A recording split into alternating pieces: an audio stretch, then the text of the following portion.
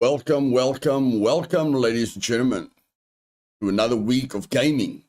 And yes, I watched The Witcher 4, I don't know, trailer, showcase, whatever you want to call it, a few weeks ago. And I really thought, I really saw a lot of positives about it. Like the guy walks through the people and he bumps the people, like everyone. Every one of the NPCs has their own thing to do. There were a lot of positive things about the Witcher 4 showcase, but I wasn't blown away. I loved how they went into the horse's muscles and showed how the horse's muscles work.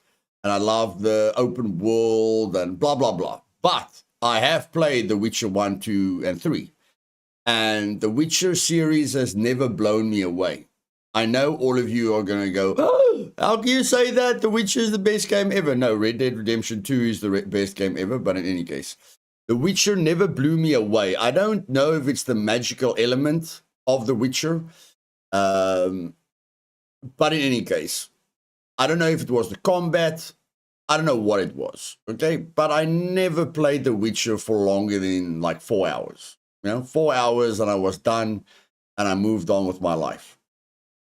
Now, I did see a lot of trailers of Crimson Desert, but nothing really, nothing made me excited because I was excited about other Chinese games like Lost Ark. I was excited about Lost Ark, but I couldn't play Lost Ark.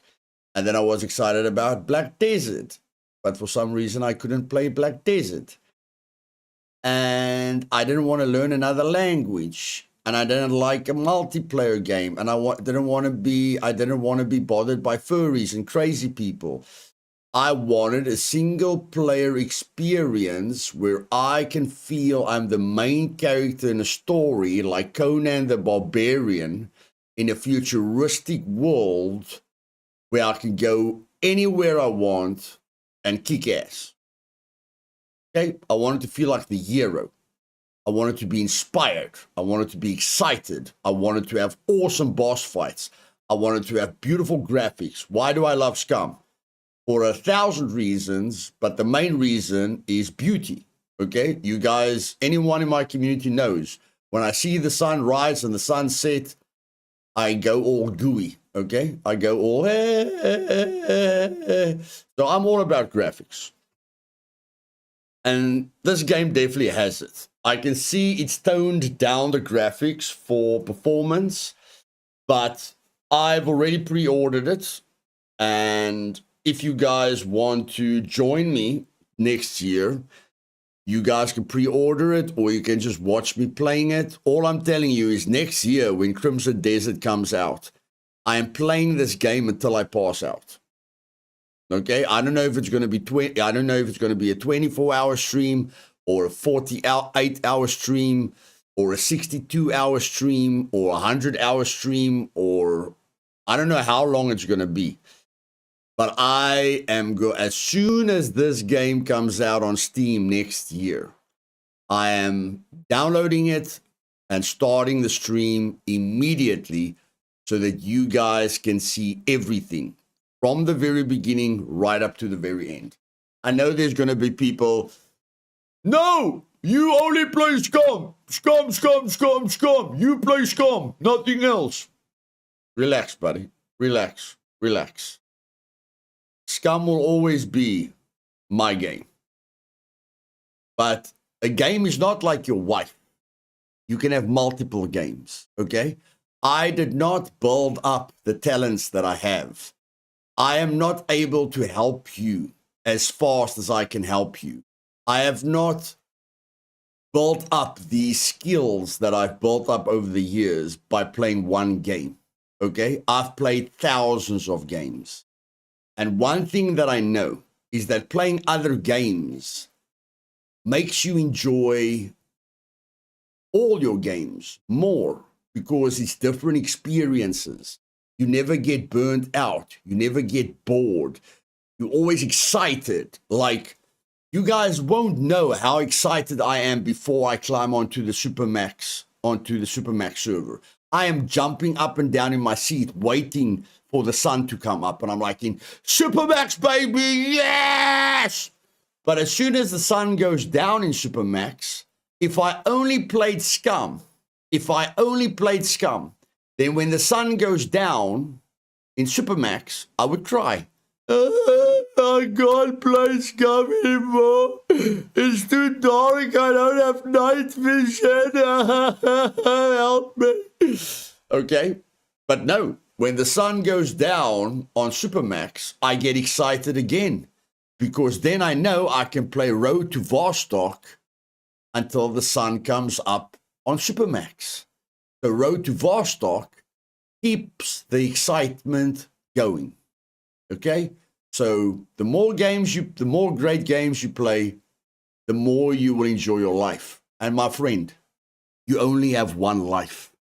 And let me tell you something, it flies by quicker than you will ever imagine. So grab life by the balls and make the most out of every moment. Okay, that's why I hardly sleep. Because when I sleep, I don't live. And I want to live. And I don't like sleeping, but I have to sleep because that's just how life goes. Let's get to the chat. 30 minutes. Welcome, man. Matt, Dragon King. I thought this game looked amazing. A lot of good games coming out right now. Yep. Mythalor. Hello, mate. Hey, Mythalor, Dragon King. I agree. Red Dead was awesome. Oni, I struggled with Witcher and gave up. Yeah, I didn't struggle with it. It just never grabbed me. Marathon Man, welcome, bud. Dragon King says I'm going to stream for 100 hours. Holy shit, bro, that will be a world record. Has anyone streamed for 100 hours? Yeah, maybe there's some crazy flipper lunatic out there, but it will be a record for me if I stream for 100 hours.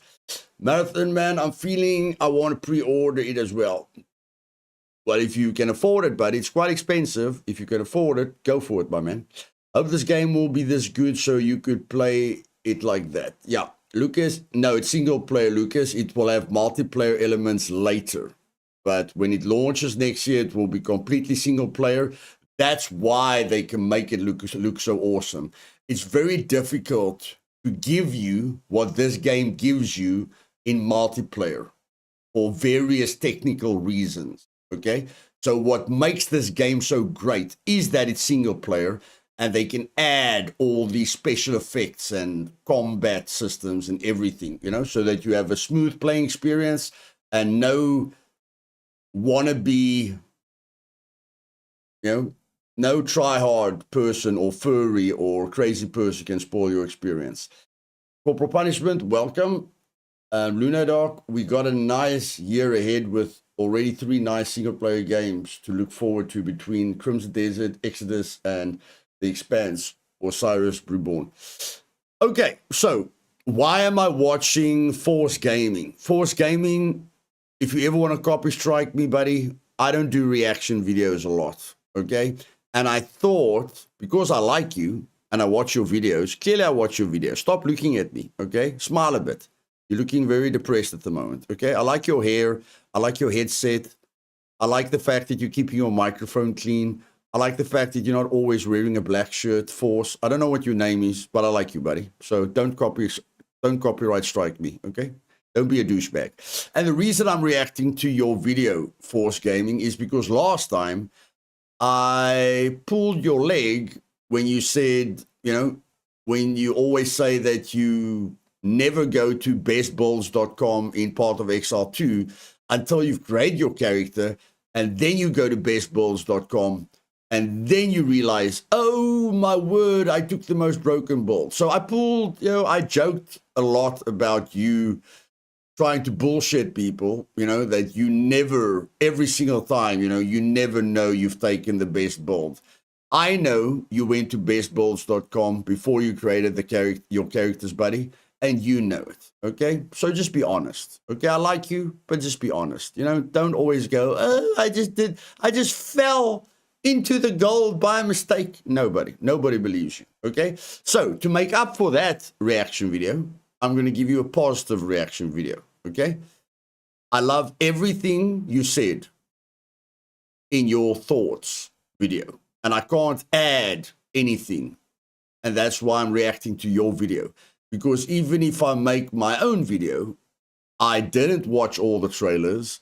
I don't think of all the things you thought of. And I love how excited you got about the game. I'm not crazy about I agree with most things. You know, you talked about the particles being a bit overwhelming and stuff like that. But if you can set the particles down, you know, it's really, really, you know, then that will make up for it. Like everything you loved, I loved. And I can't, you know, you convinced me, buddy. You know, Crimson Desert can sponsor you. You convinced me to pre-order the game, okay? No one else. So give yourself a tap on the back. You're a cool dude. You've got a successful YouTube channel. You're rich. You don't need to close my channel.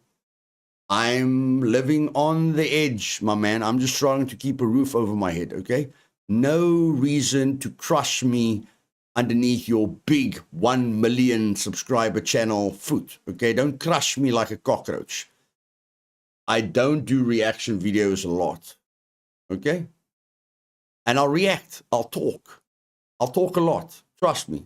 You can ask my people. I talk a lot, okay? So it will be, what do they say? It will be like, I don't know. I will add value to your video, okay? So let's go. Alrighty, Crimson Desert. This is actually one of the games that I'm most anticipating next year. As mentioned in my latest upload, I made a list of the 2026 releases I'm most looking forward to, and this is really up there. It's the next major title from Pearl Abyss. This is the development studio behind the popular yet divisive MMORPG Black Desert Online, which I would consider like a genuinely good MMO in a lot of ways. It's got really satisfying combat, a pretty unique world, and tons of interesting features, systems, and mechanics. Honestly, its only real big downside for me is the gearing system, character power progression, and how a lot of that ties directly into monetization. Like, it's got one of those upgrade systems where the higher level your gear gets, the greater its percent chance to fail to upgrade, and you can either grind for ages to get the resources needed to try again, or essentially swipe your credit card to brute force past it. It's also one of those games where the highest tier of gear makes you like exponentially better than those just below it, letting you decimate a lot of the game's content, which at times does include other players. But look, like that stuff aside, it's actually really a solid MMO. I agree there completely. If you guys are wondering why is single player better than multiplayer, because these companies put a lot of money into their games, and like Black Desert or whatever, was it Black Desert? I don't know.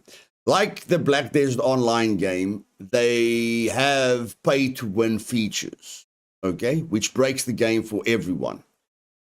Where in a single-player game, you don't have to worry that a rich guy is going to crush you like a worm because you're poor, okay?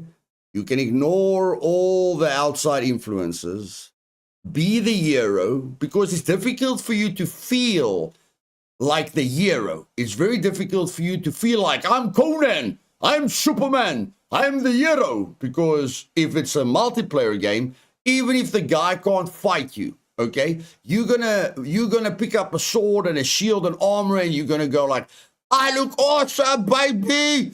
But if you're playing an online game, as soon as you go to town, a guy walks past you with a horse that's basically filled with flames. His sword is 20 times bigger than yours. His armor looks 20 times cooler than yours. And when he walks past you, he laughs at you, you know? And then you go, I'm not the hero. I don't feel good anymore. I thought I was the hero. That guy's the hero. I don't like my sword anymore. I don't like my armor anymore. I don't like my shield anymore. I want what he has. I want what he has. I want to look as cool as he does. You see, that doesn't happen in a single player game, okay? There's no reason to be unhappy in a single player game. Deluxe, Marathon Man, I went for the deluxe edition. I live in South Africa. I don't think I'm going to get the items, buddy. It's just about supporting them, You know, any game that gets me excited.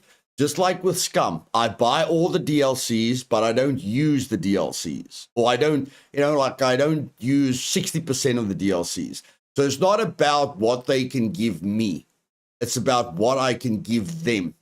If they can give me that feeling that Diablo 1 gave me, that the old great games gave me, where you're jumping up and down in your seat like a kid. If they can give me that, brother, then I'll give them whatever they want. Then I'll reward them with money. And, $60 or $90 is nothing when you look at the experience you can have in a game like this. I know hundreds of people work themselves to death on this. I don't have a problem with giving them $100 or $90 or $80, okay? Because I can never create something like that. And whenever people make games that inspire me, I reward them because there's too many companies out there that make crap games. Shit games. You guys know what I'm talking about. They destroy franchises. They destroy everything we loved about gaming. So let's not give them a single penny. But the people that make games that inspire us, let's give them as much money as we can afford, and let's show those money-hungry dipshits that they have to get with the program if they want to make money. Let's show those CEOs and those publishing companies that know nothing about games how to make money. Okay? How do we show them that? We let people that make great games make money. Simple as that. Money talks, bullshit walks. That's what my father always said. Org, welcome. Let's go.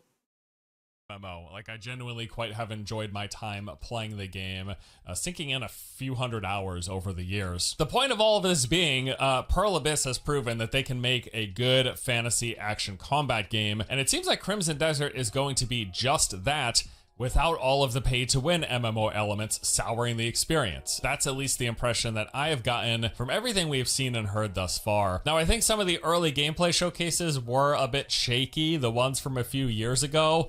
Yeah, let me show you.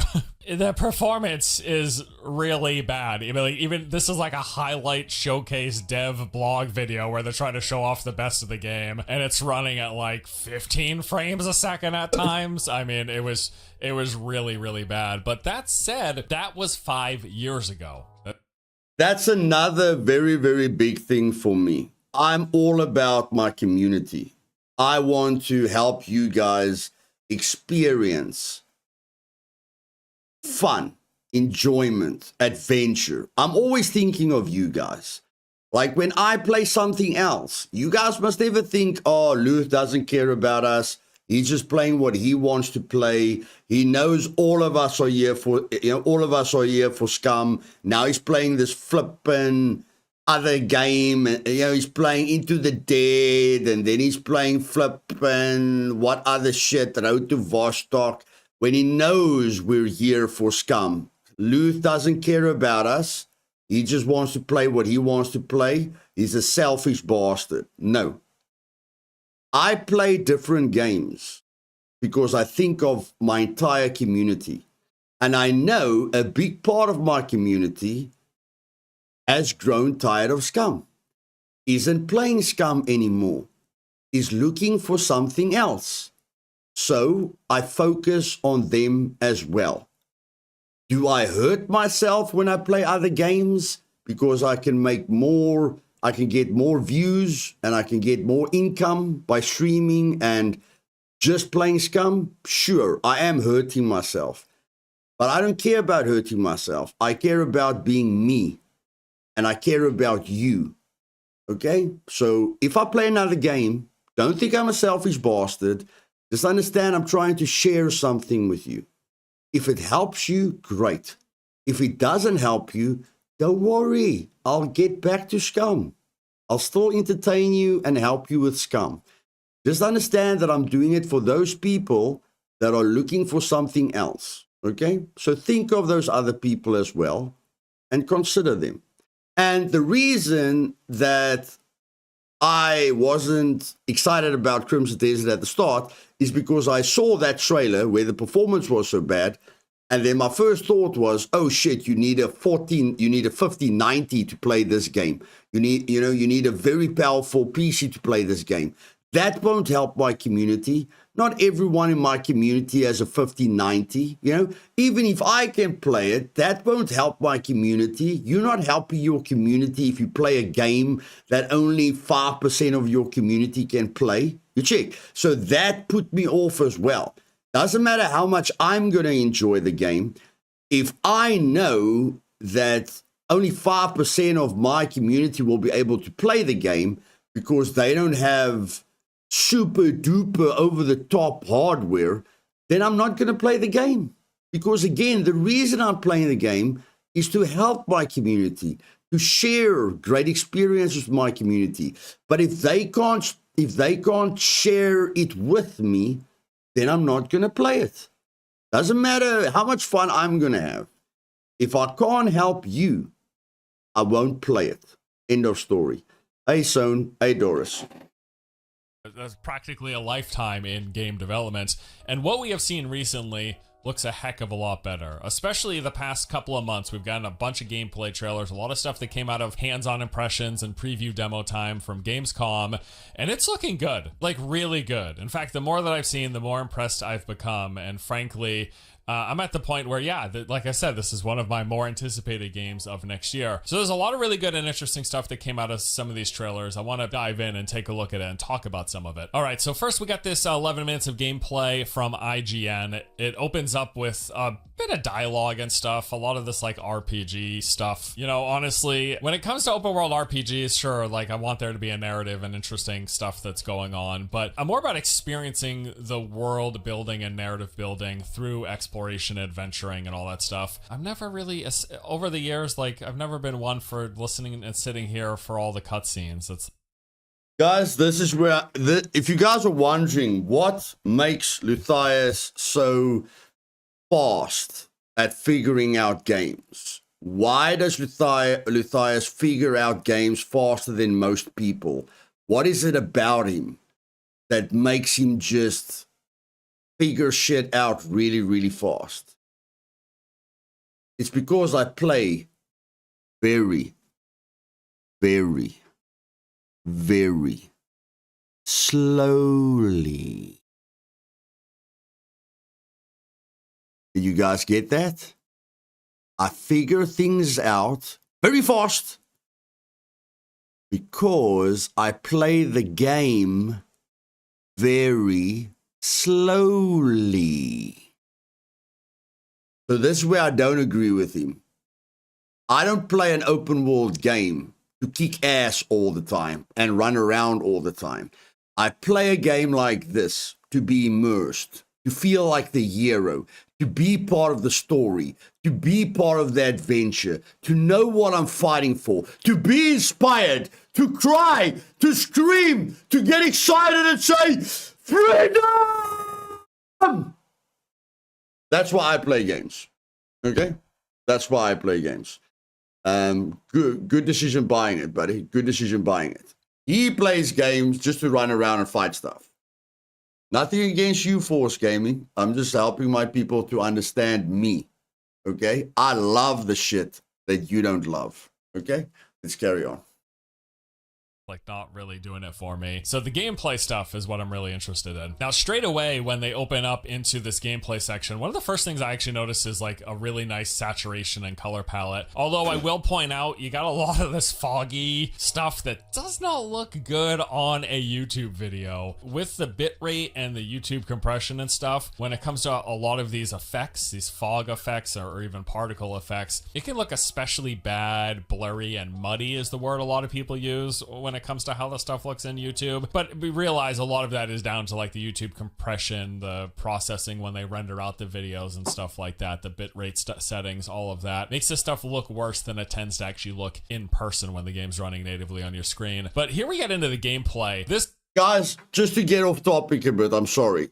Everyone that watches my Road to Vostok streams and videos says the game looks like shit. because it looks grayscale or brown or bad. Just trust me on this. When you play Road to Vostok, it looks great. Okay, put all your settings on ultra, put your anti-aliasing on ×8, put it on your resolution. It looks great. But I do agree with you, on stream and on video, it doesn't look that great. Okay, but like he says, that's YouTube compression. And unfortunately, something about the Godot engine that Road to Vostok is using makes the YouTube compression make it look really, really, really bad. Okay, just trust me. Go play the free demo on Steam on Road to Vostok. See for yourself. The game looks great. Okay. Section here is what sold me. Like, you got him running up, doing these clotheslines, tossing the person. There's all sorts of, there's like a lot of different move sets that they're doing. He's got a spin attack there. Placing down the pole arm and lunging forward looks really, really cool. Sticking the guy on a spike and slamming him to the ground. Now, as we're going to continue to look at this gameplay, probably the biggest thing that stands out, not so much early on here, but it's like a heavy use of particle effects. It's not so bad here, but it's going to get like progressively worse as we get through it. But other than that, and I agree with him with the particle effects, because the first thing I noticed about Black Desert Online was a shit ton of particle effects. Luth, why did you love Diablo 1, but you don't love Diablo 4? Because, brother, I don't play an adventure game to see 5,000 numbers on the screen. I don't play an adventure game to be, I don't know, a frigging Witcher, or, I don't know, those characters that they play with the 50 skeletons and they don't even have to touch their keyboard. I don't play games to look like a god. I don't play games to show people how good I am. I play games to be part of the adventure. And if I see a lot of shit on the screen that takes me out of my immersion, I don't play it, full stop. Like, other than having a lot of particle effects for many of these special attacks and whatnot, the action gameplay combat here, I think, looks genuinely really good. And you know what it reminds me a bit of? Obviously, you can draw parallels to Black Desert Online, right? Because that's this development studio's prior major title. But also, something about the combat reminds me of, like, the Shadow of War and Shadow of Mordor games, how they're juggling characters. See, look at what it looked like in Black Desert Online. Just look at what it looked like. He was kicking ass, but you can't even see whose ass you're kicking. Like, you can see your character. You can see your characters doing some freaky shit, but you almost can't even see the enemies because there's just a lot of fucking fireworks everywhere. Like, I don't like that. I want to see who I'm fighting. I want to see what I'm doing. I don't want to see a bunch of fireworks. If I wanted to see fireworks, I'll buy fireworks and let them off outside. That's what fireworks are for. That's not what games are for. Now, take what you just saw in the previous clip and look at how clear your fighting is here and how clear your fighting is in the Batman games. That's what I like. When I can see exactly what I'm doing so that I can control my character, precisely, and kick ass. And bouncing between and doing these different move sets and having these grapples also harkens back to like the Batman Arkham games, which is sort of like the genesis for kind of that style of combat where you're bouncing between characters and managing them and blocking incoming attacks and countering. But all of this, it's not just action combat with you like swinging a sword, blocking, dodging, and parrying. They have a lot of physicality with the characters grabbing each other, even enemy characters grabbing your character and tossing you around. It's really, really cool looking. Now here we've got some elemental effects. His sword turns into, this was my favorite part, dude. His sword turns into a lightsaber, question mark? It's just like an element. It's an ice enchantment effect or whatever, right? But it's just funny. Like, it looks like a lightsaber. Why does everyone think anything that lights up is a lightsaber? I know there's millions of Star Wars fans out there, but why does everyone just immediately think lightsaber when a sword lights up? It's a fantasy game. Swords lit up way before Star Wars, people. Swords lit up way, way, way before Star Wars. But in any case, I digress. for portions of this video. But really, like, once they get into doing these elemental attacks, this is where a lot of the particle effects, heavy particle effect usage. Now, I absolutely love this section when they start showcasing the traversal. So the game's got a grapple hook where it appears, from what I've seen from all the gameplay, you can literally grapple anywhere in the environment. And then that grapple is followed up by this gliding system. So first he does this spin, and then he pulls out these wings. They're kind of like ghostly looking. There's like a... And what put me a bit off on the first trailers is they showed this magic effect a lot. Like, you guys will see, this magic effect won't be the majority of the video. But in the early trailers, they showed this, you know, like magic effect a lot. And that put me off because I was like I don't want to be a ghost all the time. I don't want to be a superhero. I want to be a real hero, fighting for the poor, fighting for the weak, protecting everyone. I want to be part of the adventure. I don't want to fly over everything. I'm not frigging, what's that Spider-Man? What's that thing that fights Spider-Man? Whatever, you guys know what I'm talking about. That thing that fights Spider-Man. You know, that monster. I don't want to be that monster. I want to be the hero. Hey, Sledge. Even a digitized element to them. Carnage. I don't want to be Carnage. I want to be a hero.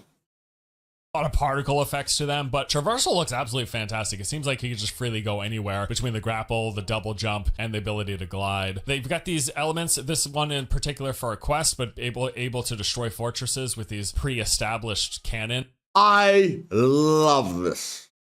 I love. Yeah, Carnage or Venom, yes. Like the way he loads this cannonball into the cannon, the amount of animations that these developers have added to make the game immersive, to feel like you're actually doing everything instead of just skipping everything.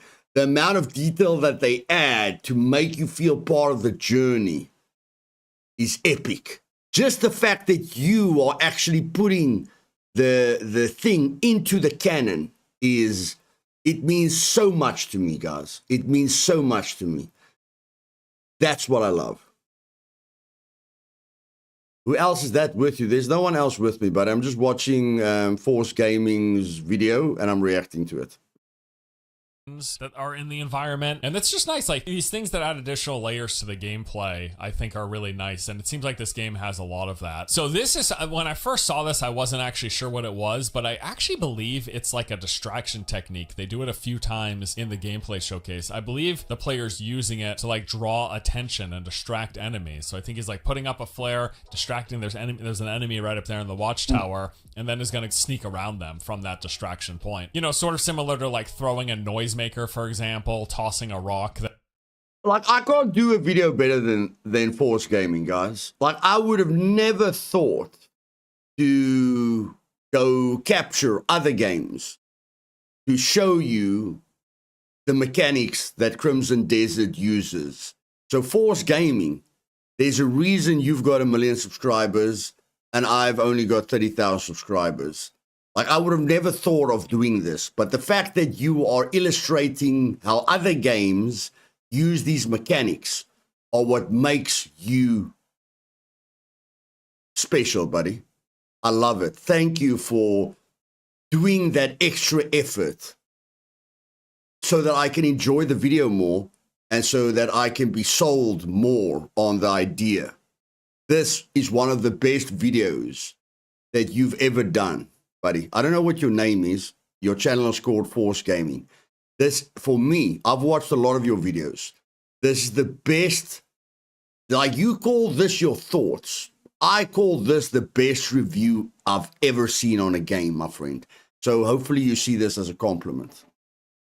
It kind of grabs the attention of enemy NPCs because this game does appear to have a stealth system in it. There's different levels of alertness to enemies. Red when they're on full alert, this like yellow-orange when they're kind of thinking something's in the area but not sure where, and then white when they're just completely oblivious. This game looks to have that, and we've seen some indication that there is stealth mechanics. Yeah, I mean, everything about the combat looks good. Even this ranged attack, between the animations and the sounds, it looks like it's gonna feel good to play, is what I mean to say. It genuinely looks like it's got satisfying feeling.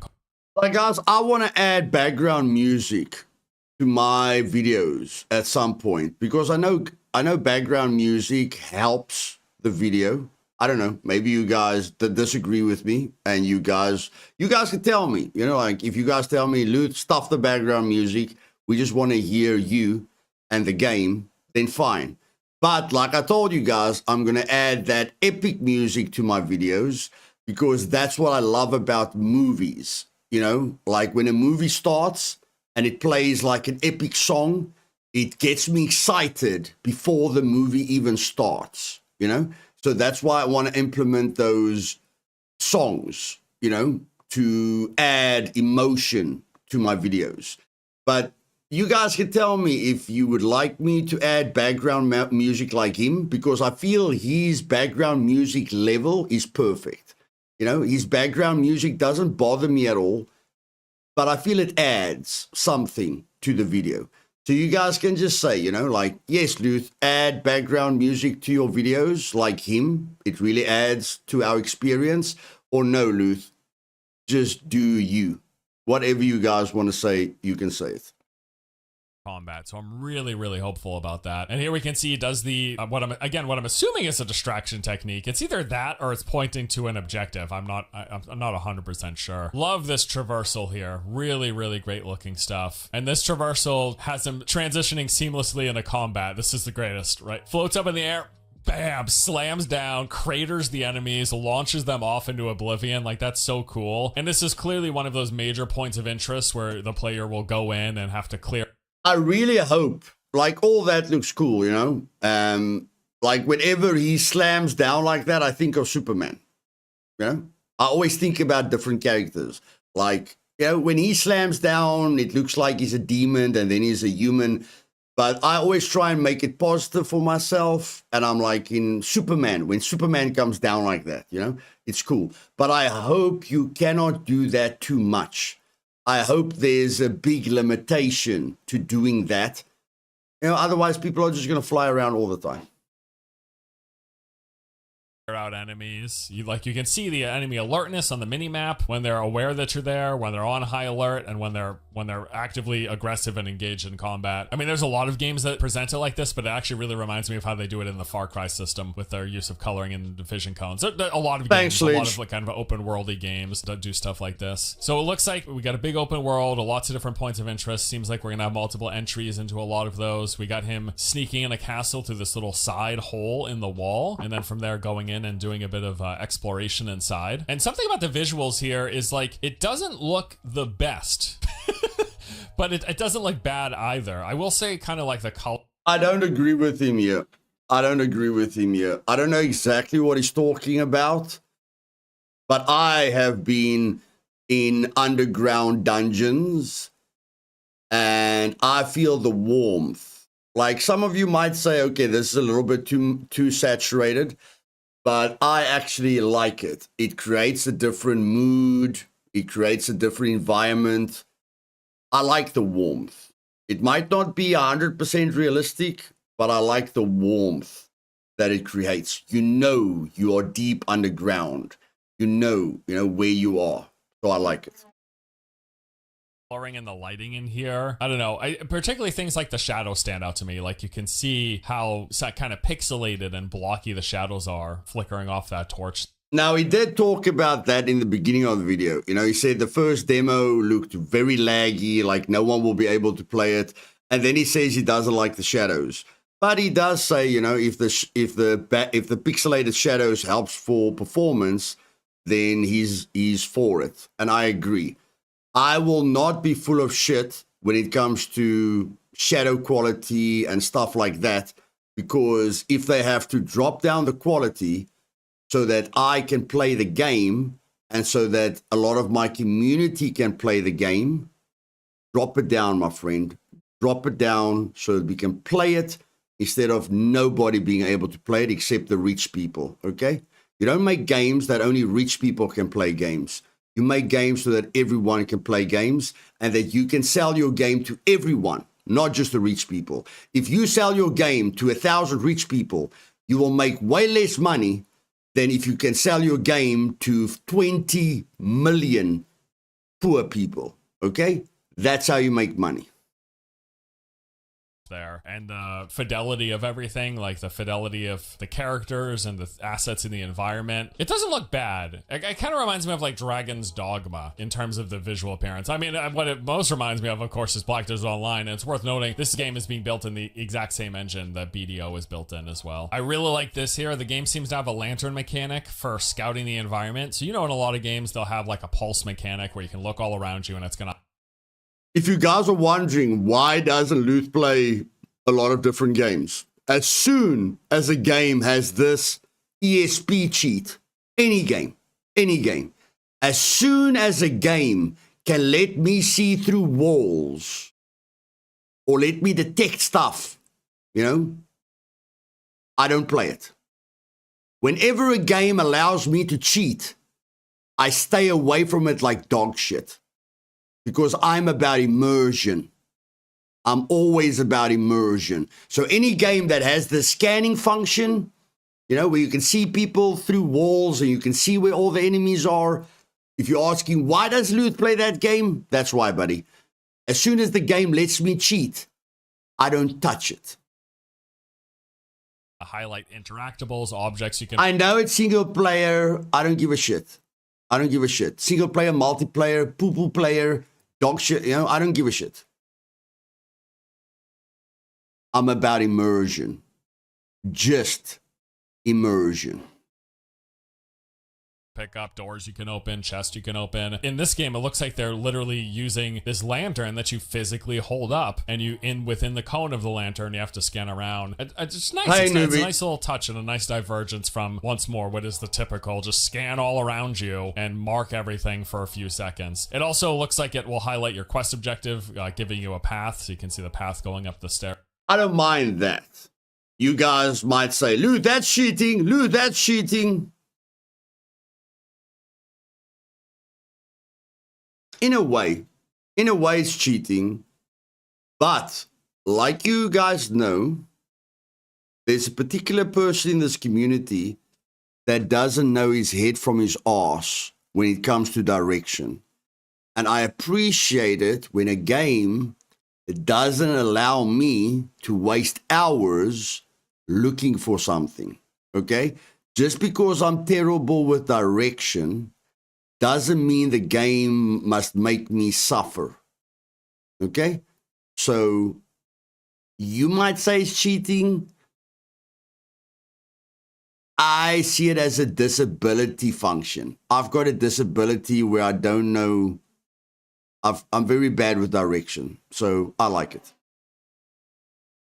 There for where his objective to defeat Fortain, the Cursed Knight. Yeah, no, I don't want to imply that I think the graphics look bad, but they don't look like super cutting edge. And if that's the sacrifice they're making for getting the game to run better. And the thing is, you don't have fun while you're looking for a place. You understand? That's not fun.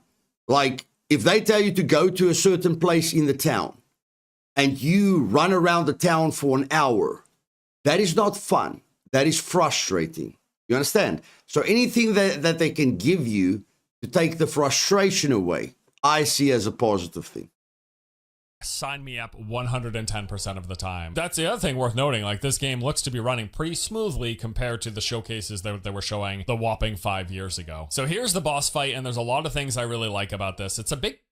Now, guys, except for being the hero, except for being immersed, I'm all about boss fights. How do you guys know I'm all about boss fights? As soon as we were invited, remember me and a few content creators could play the abandoned bunkers before you guys? Me and my entire team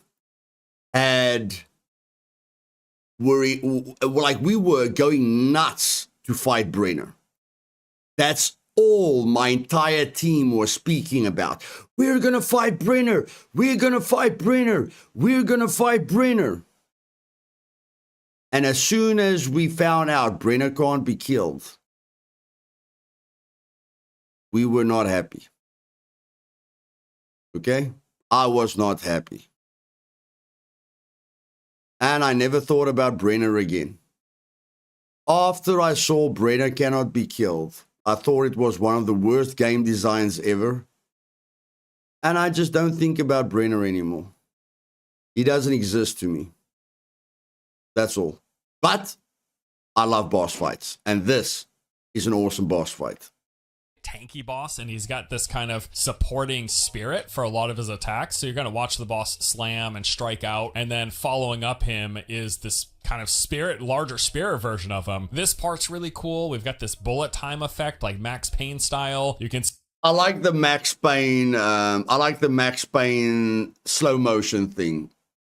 If some of you are too young to remember Max Payne, a lot of people loved Max Payne. Okay. It's a really, really cool effect. Like Max Payne became famous for this kind of effect. So I like the fact that the game reminds you of a lot of other games. That's really nice. See the markings of the arrows being shot, like you're going to see where they land, and you can really, really great. I love that. I love the little bullet time, slow down time effect. One of the pros of having a single player game versus an online MMO style game, right? But yeah, all of these special spectral attacks that the bosses use. Bullet time, yes, Valka, correct. You call it bullet time. Yeah, and literally, what made Max Payne famous was the bullet time. It's the first time people ever experienced bullet time, you know, and you could do bullet time all the time. So that's what made Max Payne so famous, you know, and that's why it made so much money. I think it's just really nice. And in general, the boss fights that I've seen here in this game have been really genuinely interesting looking. Like they look the right amount of difficult. They don't look too stupid hard, but they also don't look face roll easy. The player who's controlling this clearly has played the game a bit. Like you can see by the way they're attacking and acting and interacting with stuff that they're at least somewhat familiar with the game. Even they, like, it's still a struggle. Like, yeah, just the fights look good, and this is a great example of it. Now, going back to like the YouTube video compression, the quality of this is kind of junky. A lot of that has to do with bitrate. I don't know what it is too, by the way. Like IGN, their videos always kind of look like crap, especially for higher fidelity games or games with a, I don't know what it is about how their bitrate settings, how they do their encoding, how many passes they're doing. I really don't know, but they've never had really high fidelity quality gameplay. Maybe it's to keep the file sizes down. They lower a lot of the settings, but yeah. Okay, Force, I'll give it to you. I only do one pass coding. You probably do 2 or 3 pass coding. Your videos are very high quality. But unfortunately, IGN has more subscribers than you, you know? So they can learn from you and you can learn from them. Let's move on. This is no doubt, like, look at it. Just looks like a gray mess right here. But a lot of that, like I mentioned before, like with the fog effects, a lot of it has to do with the rendering and the video processing and all the videos go through. Great looking fight though. A lot of really cool animations and different attacks from the boss. You can also see he's got all these supporting knights around him, occasionally shooting fire arrows and stuff. And even just the gimmick, once more, even just the gimmick of the spectral version of the boss. I like it. It's good. It really is. This looks good and interesting and fun. Fight goes on for a few minutes. It's at the end where there's a few things that I think are really, really cool. So first, cinematically, when you fight the boss, its spirit is... I love this. I love this. I love a cinematic before the fight starts, and I love a cinematic after the fight is done. Again, I love everything in between. Force Gaming doesn't love everything in between. I love everything in between. No, bro. I'm way more attractive than this guy. Way, way, way more attractive. Just joking. He's good looking. He's good looking. He's like disappointed in it or something. So he's like, all right, I'll finish you off. Just get you out of here. But then probably the thing that got me most hyped watching this is that after you defeat the boss, it's kind of funny. All the supporting enemies are like, all right, he killed him. I love this. I love this. Like I say, it's all about immersion. I just love that everyone is running away. You know, like I tell you guys, it's the small things that matter to me. You know, seeing all his soldiers run away after I kick his ass, that is brilliant. You know, like I say, it's the small things that makes a game great. Our captain, we're out of here. After you defeat the boss, you take his items, okay? But it's not just like, hey, you've got a new... Doris, who said I don't watch IGN? Doris, I don't know where you came from, buddy. Who says I don't watch IGN? Cosmetic sword and shield that look a little different. You get, check this out. You get his freaking spirit attack. I was just as excited as him about this. You know, like finding epic loot on a boss, that's cool. Getting the boss's power, that's awesome, baby! Every boss you fight, you don't just get the epic loot that we all get excited about, you get his power. You guys understand why I already pre-ordered this game?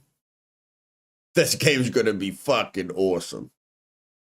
If they do that, if that is like a universal truth for like the gear that you get from bosses, that you get to take some of their abilities and mechanics on your character, I love that, dude. I love that. That is so cool. I want to see it again. That is so cool that you get this boss summon. It looks like it's the end of a combo chain. Does a few strikes, final strike, boom, spectral boss spear comes down. That is sick as hell. Another really interesting thing at the end of this trailer is the game looks to have a, let's call it a POI capture system. Again, reminds me of something like Far Cry. A lot of games do it, but Far Cry is just what comes to mind for me. So they have these huge banners and you use some magic to pick it up, and then you place it down in here, and then you capture the area. And still don't know exactly what that's gonna do. Turn it over to your faction. I know exactly what that's gonna do. Before you take over the town, everyone attacks you, okay? After you take over the town is yours. Nobody attacks you anymore. It's a peaceful place. Very simple to understand. I love it. And maybe it gets all the enemies out like Far Cry. Hard to know, but still pretty cool looking. All right, so that is the first gameplay trailer. There was another gameplay trailer as well. Now, from what I understand, this is the gameplay demo that a lot of people had hands on at Gamescom. You started out, you had one mission to complete, and you're exploring this one mission area. This is IGN's gameplay of it. Love the look of the open world from what we've heard. Guys, look at the mountains in the distance. Just look at the mountains in the distance. Look at the tower in the top left. Look at the tower here. Look at all those mountains. You can go everywhere. Everywhere. Awesome, baby. Audaciously supercalifragilistic. Expialidociously radical. Ridiculously bodacious. And seen, and from hands-on impressions, it is entirely fully 100% open. Oh, I think I mentioned this earlier, but if not, there's something about this game's visuals where it's like they nudged up the saturation to slightly above normal. There's a brightness to the grass. There's like a neon element to the greenness of the grass that doesn't look natural, but it's not so overly saturated that I think it looks bad. I actually quite like how there's maybe they could tune it down a little bit. Like maybe it's slight. You don't have to tune it down. I like it the way it is. Slightly oversaturated, but generally I like the pop of color that they added with this over like a more genuine, natural looking color palette. So the beginning of the quest, first they're looking to siege this area, and the first thing that they have to do was shoot down these watchtowers. So again, we see the use of the cannon. Looks like we've got another point capture. I'd be really interested mechanically what this does. Like, okay, so you lift up the banner, you place it in the area, and then do your troops come in? Does it push out enemy troops? Does it give you a buff in the area? I'm assuming something along those lines.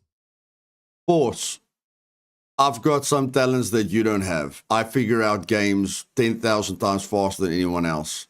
Before you place the flag, everyone attacks you. After you place the flag, no one attacks you. Very simple. Lines is what will happen. Raise the banner. So it just says raise the banner, but didn't really describe. So big combat section. Gonna see some more of the action combat in effect, especially fighting against these small groups of enemies. And I just love so much about it. This is what I'm talking about with the physicality. Again, you can even see the enemy doing it. This enemy walks up to your character, grabs him by the shoulders, and throws him on the ground. And it looks like he rolled out of what would have been some sort of debuff or something. Now, this is also, this video in particular really highlights like the over-the-top use of particle effects that they went with. It's definitely... Okay, guys, we're ending the IGN discussion right now. Okay, can we focus on the game? Can we enjoy our day? Can we fill the chat with some positivity? No more talking about IGN. If I see anyone mention IGN, you get a timeout. Okay? Everyone understand me? Good. Let's enjoy the day. A little obscene. It's just a lot. It's just very aggressive. The sheer quantity and how much of the screen it really clutters up. And it gets especially bad in areas where it's really just obstructing your vision as to what's going on, especially during some of the boss fights. Like even some of this, look at there's so many particles when he's got his special elemental attacks or whatever it is that's triggering it. But aside from that, I actually think the combat looks phenomenal. The action combat in this game, just looks really impressive. Looks really fun. Reminds me of the Batman games, reminds me of the Shadow of Mordor, but then also just like traditional action combat. Just seems like there's a lot of variety, like a lot of different moves and combos and things that you can do. This is really cool. He calls in an artillery strike. So at one point in this mission, players unlocked access. I think maybe when they placed down the banner, they did a prerequisite that gave them access to request a military strike, which all they had to do was shoot an arrow at the target. And I love that. Another thing that I love is things that developers don't have to add, but they add it for our enjoyment. And that's why I support them, is because they're focusing on my enjoyment. They are making my life more fun, and I will reward them for that. This targeting system, awesome. I have taken over towns. Those towns can send artillery strikes on other towns. It all makes sense. then it would rain down. And from what we've seen, you can do this anywhere within this mission. I don't know, like across the entire game, but you can just shoot and call a strike, and look, that freaking strike absolutely destroyed that facility, that structure there. But we see the player even do it against, see, just calls it down against enemies there, raining down arrows. Really, really nice. This is a fight against what appears to be an elite, so a little bit of a tougher enemy, but not a full-on boss. Like, they don't have the full nameplate and health bar at the top of the screen, but clearly a tougher enemy. And I genuinely appreciate how it's not, I feel like a lot of these games, it's either, they can be really face roll, and it's pretty clear that, like, you have to juggle back and forth. You have to pay attention to avoiding damage and countering attacks. This is very important for me with the more difficult enemies. Unfortunately, every game just copies the next game. So if they want to make a more difficult enemy, they make him tougher and they make him hit harder. That's not what makes an enemy interesting. What makes an enemy interesting is his mechanics. You know, he must feel like a boss, not, oh, he's got more HP and does more damage, that's why he's a boss. No, that's the most simplest game design I've ever seen in my life. You can make him feel like, you know, an elite soldier. That's what adds value. Blocking, parrying, dodging, like doing all this stuff. It's really nice. I like it. I genuinely am excited to play the game, to experience its combat. So we got a bit more dialogue in here. The next big thing is another boss encounter. This goes on for quite a while, and this is probably where... I love this. I love this. Unfortunately, I think 70% of people will hate this. Why? Because people don't read, people don't want to learn, people don't want to adapt. So I am sure the first time 70% of players fight this boss, they're going to rage quit because they're going to say, I cannot kill the boss, this game is stupid. But I will love this because I love figuring things out. I love when games challenge me.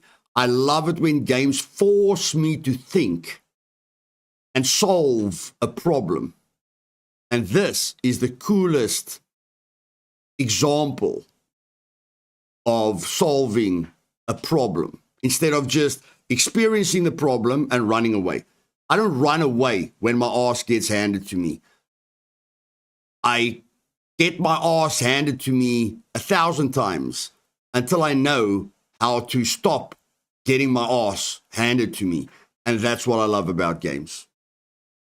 the particle effects looked like most egregious to me in terms of it just cluttering up. The good news is I have heard that you'll be able to turn down the effects, particle effects of attacks. I don't know if you can turn them off completely, but you can at least turn them down so they're at least less severe. Some quick time events in here as well. But this fight also looks interesting. You've got a boss with a lot of mechanics, and apparently what I've heard from people who played through the demo is that this boss was super tanky. You could barely do any damage via attacks to them. And the whole idea was you had to wear them down. You can see they've got like that stun meter under the health bar. So you have to wear them down until they became exhausted or stunned or whatever. And then once they were stunned, they went in a down state. Just wait till you see what they do in the down state. The yellow bar's full, the boss is exhausted. These pillars have been knocked down throughout the course of the fight. And then our player lifts up the pillar. This is great, dude. And just freaking bonks him right on the head. Hulk! Smash! You literally turn into the Hulk and smash the boss. I mean, guys, if you're not sold yet, I don't know. I don't know what you need to see to be inspired and excited. I am fucking blown away. Like, I'm gonna have so much fun. It's not even funny. And you can see it took off like half of his health just from that one thing. So yeah, interesting, like unique mechanic to this fight. You know what I mean? Like, that's great. This fight has, you can't deal damage to the boss. You got him with a pillar. The other fight had that spectral thing as well as all those supporting archers. Like, really, really cool. There's a lot of cool stuff. I'm just like really excited. Like, I think this game is shaping up to be better and more than I expected. Got a couple more interesting things towards the end of this video as well. We got some more world traversal, just kind of show. Yes, only the game is focusing on single player. Later they will add multiplayer elements, but I will ignore those elements completely. I will just be focusing on the main campaign because I don't want to interact with other people. I just want to enjoy the game. That's all I want to do. And Game of the Year next year, if it isn't Game of the Year next year, the people that voted for Game of the Year can kiss my ass. Showing the free roam capabilities. Again, it looks like you have a double jump or something of the sorts, and then you just have the ability to glide. As long as your stamina meter is being drained, you can keep on gliding. The game also has a free climbing, so you can scale up the rocks, the sides of mountains and stuff. Similarly, just restricted by the amount of stamina that you have. We see some resource nodes there. Like, you can climb, you can harvest, you can turn into a ghost, you can traverse everywhere, you can explore this entire map that is flipping huge. That is adventure. That is exploration. That is freedom. That is fucking awesome. Do have harvesting and crafting, so you can go up there and use a pickaxe to pick at those, and you'll use those resources for making gear and stuff, presumably, right? And yeah, dude, it's just a full-on open world.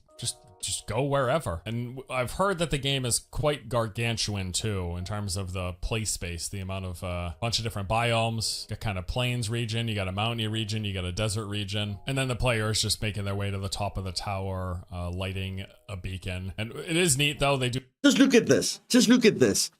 How many games have you seen this in? This is the detail that I'm talking about. Look at how the arrow hits the wood. Look how long the wood takes to catch fire. This is like almost exactly how it happens in real life. This blows my mind. I don't care how many DLCs this company wants from me. I don't mind how much more money they want from me. As long as I have the best experience of my life, I will let them make billions because I want more and more and more of this and less of the shit that is coming out today. We need to support these people and not give the big companies that is making worse and worse games every year. We mustn't give them a cent. Don't test their games. Don't even try their games for 2 hours. Don't give them anything. When a game like this comes out, support them. And let's get back to real gaming. And fuck those people that give us one shit game after the other. Do the whole thing where if you pull your arrow out towards a flame source, it's going to light that arrow on fire, and then you can use it to light things on fire, like this little watchtower thing, which, I don't know, maybe that reveals the map. This looks like the thing that reveals the map. Very Ubisoft Tower-y, right? We got a couple of interesting trailers over the past few months that showcase different elements and kind of features and mechanics within the game that I want to check out too. All right, first from 9 months ago, this was the release announcement trailer. Got this big open world. See that mountain? You can go there. It's one of those games, so we've been told. I mean, this looks nice, you know what I mean? Like, not cutting edge graphics, but it's pretty nice looking. I love that plant attack.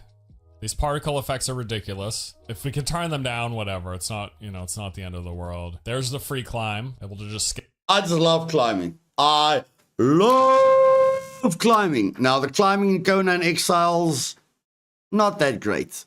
But what I've seen about the climbing in this game, I don't think I'm going to fly a lot, guys. I'm just going to fly when the game forces me to fly.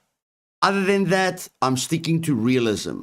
So if you guys are expecting me to fly everywhere like Venom, no. I'm going to climb everywhere. I'm going to be a human being as much as I can. All the sides of mountains, as long as you have the stamina to do it. They have a lot of kind of other dimensional stuff as well. The cape kind of has that appearance to it. So you see them falling, and we're only seeing a fraction. Look at that. Look at that. Look at the height. Look at the height. Look at the height. Look at the different biomes. Look at the depth perception. Holy shit. Holy moly cooking coly. Here, and well, you can kind of see it on the outer edges here. The continent is huge. People have mentioned in the gameplay demo that it looks absolutely massive, and they're like, you can see the different biomes. You got the deserty biome there on the left hand side, and kind of the plainsy grassy region on the right hand side. And there will be, I don't know how and when, but there will be times when you're falling in like Breath of the Wild styled or friggin' Battle Royale style even. There's some of the life skilling that they do. Black Desert Online does these systems very well, so hopefully they do it similarly well here. Looks like you've got cooking. Actually kind of reminds me of how Black Desert as a really in-depth cooking system and a very in-depth crafting system, guys. So if you are worried about the cooking and crafting and all the immersive other things you can keep yourself busy with for thousands of hours, Black Desert will have everything you've ever wanted, okay, with the small things in life.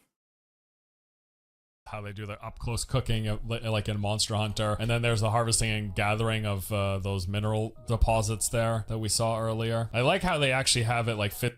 I agree with him. I love how you can actually see the things break as you're hitting them with the pickaxe.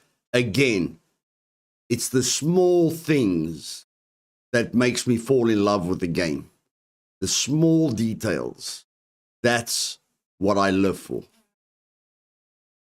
Basically crack apart like that. Looks good. I'm pretty confident that they have, like, I'm at least assuming that they have a stealth system because of how they do enemy awareness, and this just looks like a stealth takedown here. So it seems like they do have a stealth system. Some cool attacks. It's like this chain ability going from one to the other, tossing enemies. Look like he's calling down Meteor Storm or something.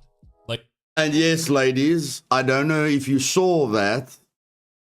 The men can play with a badass guy. The woman can play with a strong, self-sufficient, heroic woman. And yes, guys, you can play as a woman as well if you want to. Okay, if you want to see a butt bounce everywhere, sure, play as a woman. I always play with a man because I'm a flippin' man. Really, really, a lot of cool effects. And yes, riding of dragons. We saw this in some earlier trailers. Shooting fire down from dragons. I mean, yeah, dude, it looks... Who doesn't want to fly a dragon? Anyone in chat? Who doesn't want to fly a dragon? Who didn't like Game of Thrones? Who didn't like, House of Dragons? Who doesn't want to fly a dragon? Anyone excited about flying a dragon? I'm sure as shit excited about flying a dragon. Okay? Guys, if I want to see a butt bounce, I just ask my wife to let her butt bounce, okay? That's way better than a game. good, dude. A lot of this stuff looks really, really, really good. All right, GDC behind the scenes. This one had some good stuff in it too. Okay. So this is this trailer. I just wanted to show some of this briefly. They're showcasing some of the visual differences where they're turning on effects to make things look better. So there's like the water looking more naturally runny and foamy. Though I actually don't even, I don't know. It just looks like, okay, so there's a lot of stream or not, but you can tell there's actually a pretty nice looking difference here where you can see the waves and the foam as a Like I say, guys, I can never make a better review. Like, his title is literally my honest thoughts on Crimson Desert.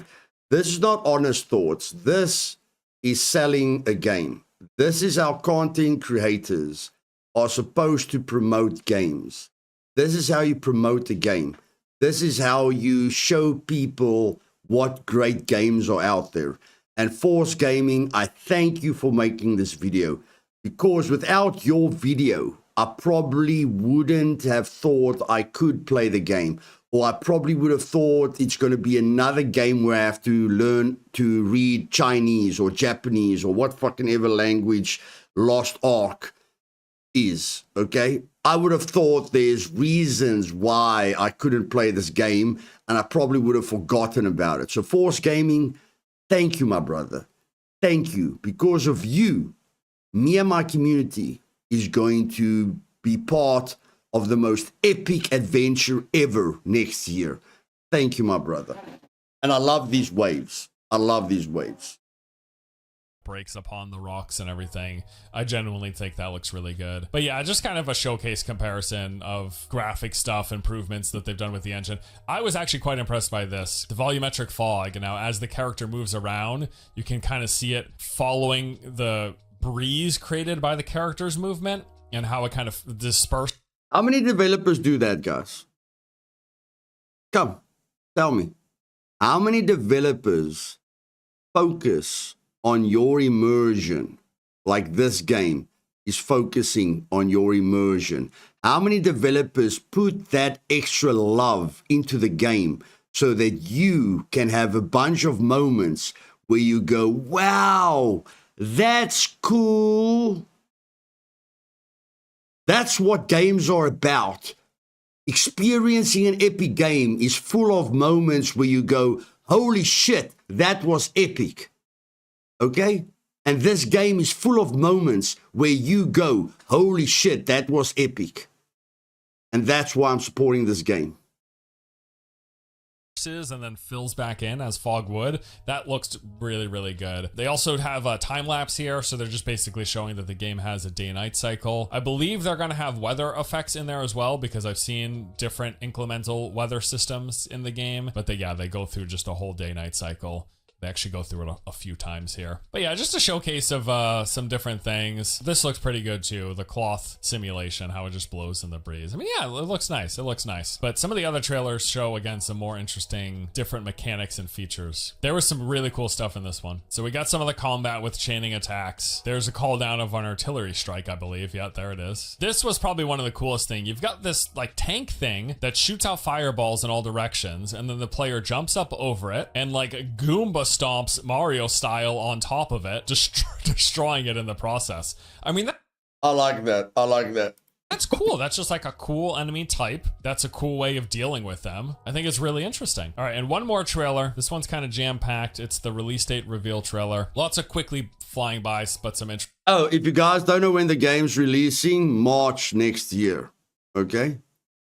March or May. Is it March or May? Just give me a second. Give me a second. From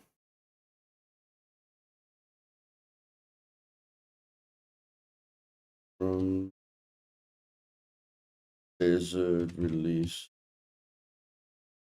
date PC. 18th of March. Okay, yeah, March, not May. Okay, the 19th of March 2026. That's when it's coming out on Steam.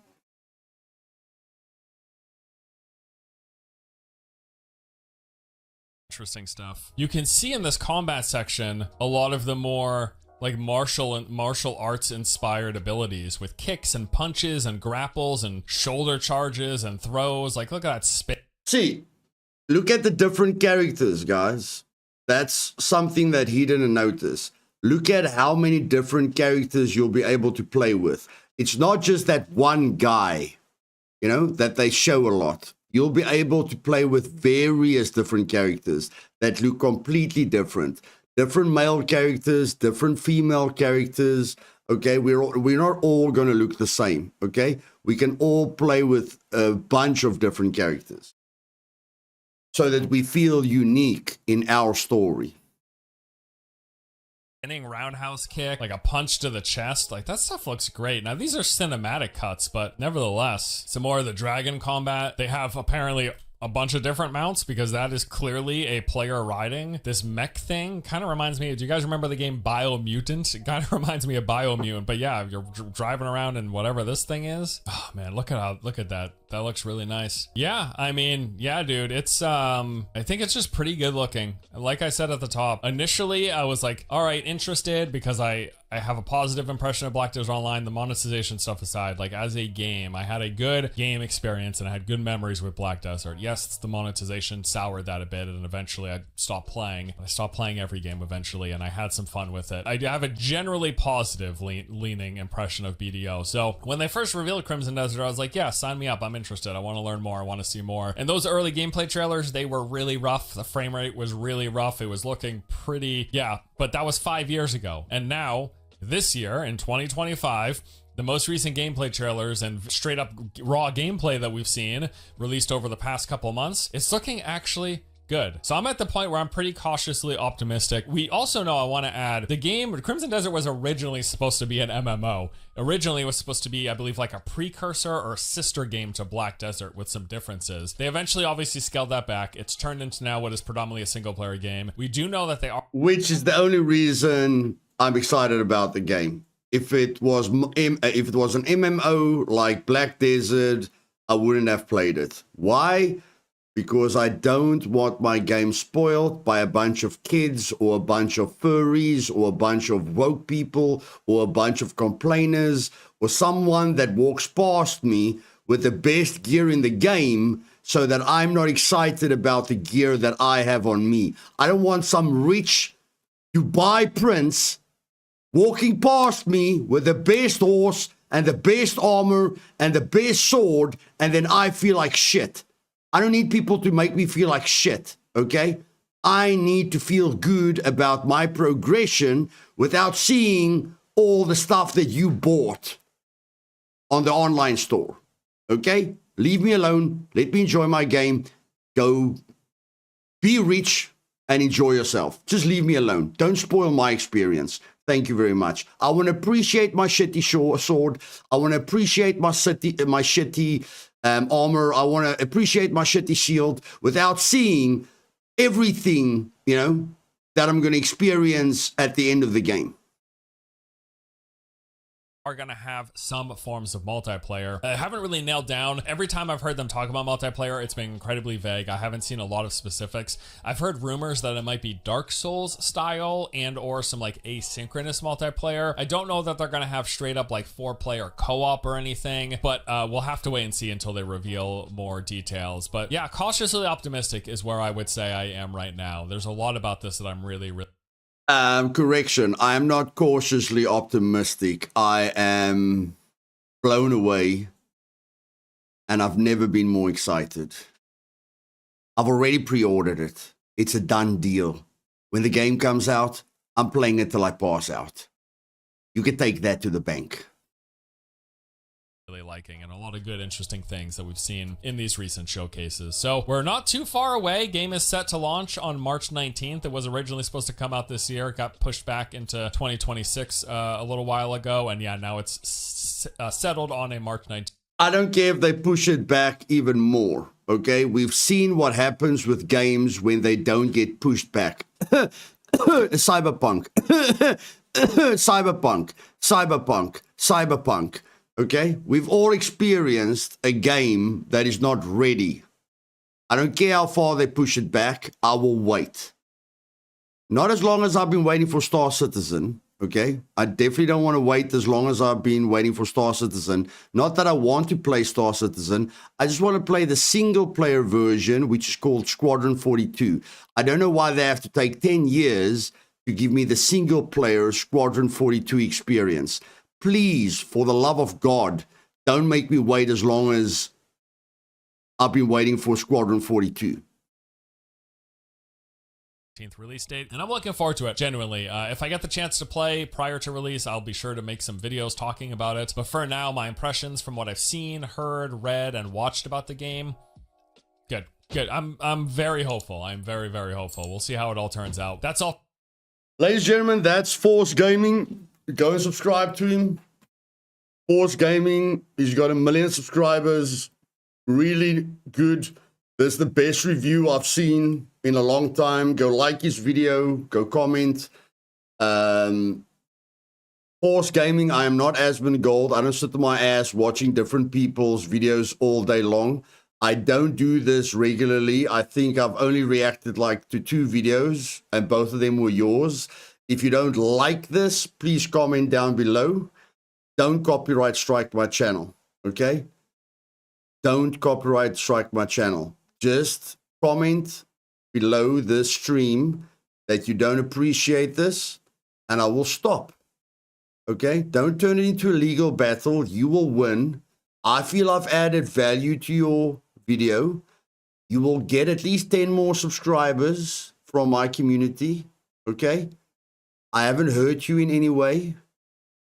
Please. Okay? Thank you. And that's it, ladies and gentlemen. Just wanted to showcase to you what I'm excited about for the future. So now I've got 4 games that I can be excited about. Scum, which will always be my #1 game. Then Road to Vostok, my second favorite game. And then Into the Dead, Our Darkest Days, which I still enjoy. But, you know, the fact that every session takes 20 hours is a little bit too much for me. And then, yeah, the 4th game on the list, which will probably be in my top 3, will be Crimson Desert. I hope you guys got some value from this. I hope you guys are excited about next year, like I'm excited about next year. I hope I've added value to your day. And I'll see you tomorrow with another day on Supermax Island. Love you guys. Have a great day. Stay cool. And the future looks bright. The future looks bright, guys. Let's get excited.